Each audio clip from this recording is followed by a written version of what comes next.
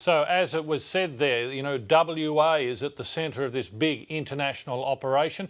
Reporter Sue Lannin is at the Pearce RAAF base near Perth, which is part of that operation, an integral and essential part. Sue, hello. What's been happening at the base so far today? How many takeoffs, for instance, have we had?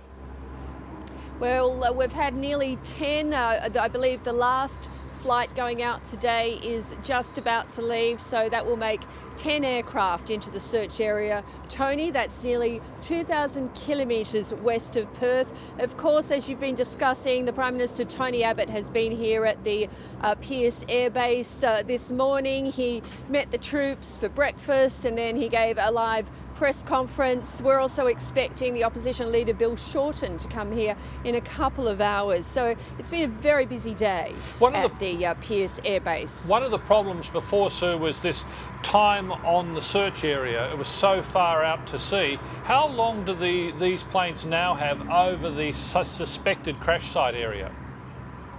Yes, well, they only have maybe 2 to 3 hours. It's a 10-hour round trip for the planes to leave. They're leaving from the RAAF base here, and also they're north of Perth, and also they're leaving from the Perth airport. So it takes about 10 hours to get out to the search zone. So, it takes about 3 to 4 hours to get out to the search zone. They'll spend 2 or 3 hours combing their particular search area. The 300,000 square kilometre search area has been split up into grids, so each plane will be assigned a different area. They'll spend 2 to 3 hours there, then they'll come back. It takes about 3 to 4 hours to get back. So when will the black box location equipment be in the crash site area?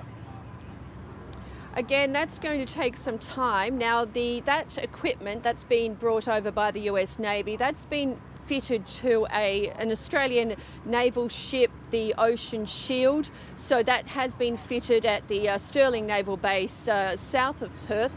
That ship is expected to depart today. But Tony, it could take a day or 2 or even 3 to get to the search area. I said, it's nearly 2,000 kilometres away.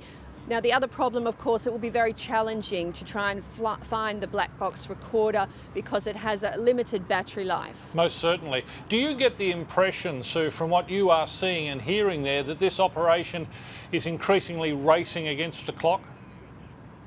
Yes, it certainly is in terms of finding the black box recorder.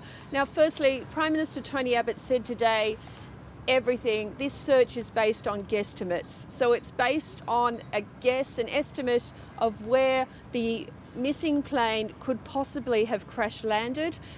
The problem is that there has been no debris that's been found yet. There's been possible objects that have been identified. The ships are in the area, more than 10 ships now in the area, trying to recover these objects, and then they assess them.